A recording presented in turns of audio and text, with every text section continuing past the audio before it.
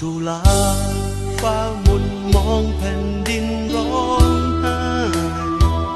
แสนสุดอาลัยพ่อจากไปไม่คืนกลับมาสิ้นแสงสีทองที่เอ่ยสาดส่องทั่วฟ้า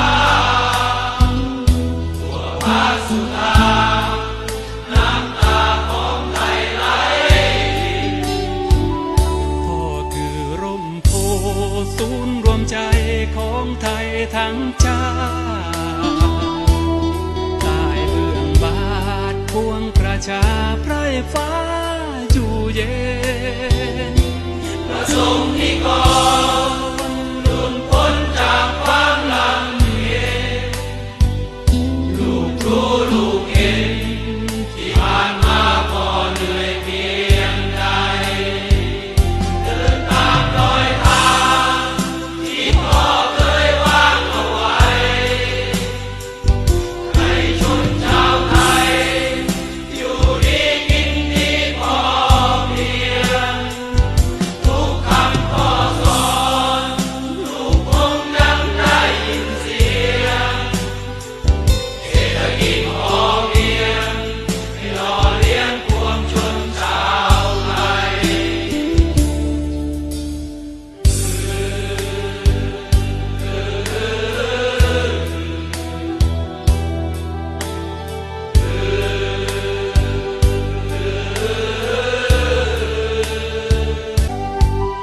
พ่อคือร่มโพศูนย์รวมใจของไทยทั้งชาติใต้เบื้องบานปวงประชาไพร่ฟ้าอยู่เย็นประสงค์นิกรหลุดพ้นจากความลำเค็ญลูกรู้ลูกเห็น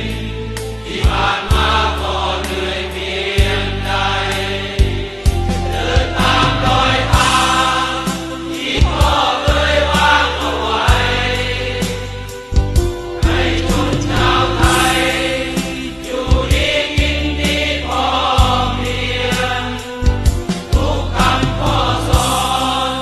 ลูกคงยังได้ยินเสียงเศรษฐกิจพอเพียงให้หล่อเลี้ยงปวงชนชาวไทยน้อมใจรวมกันส่งพ่อสู่สวรรคาลัยด้วยความอาลัยจากใจของปวงประชา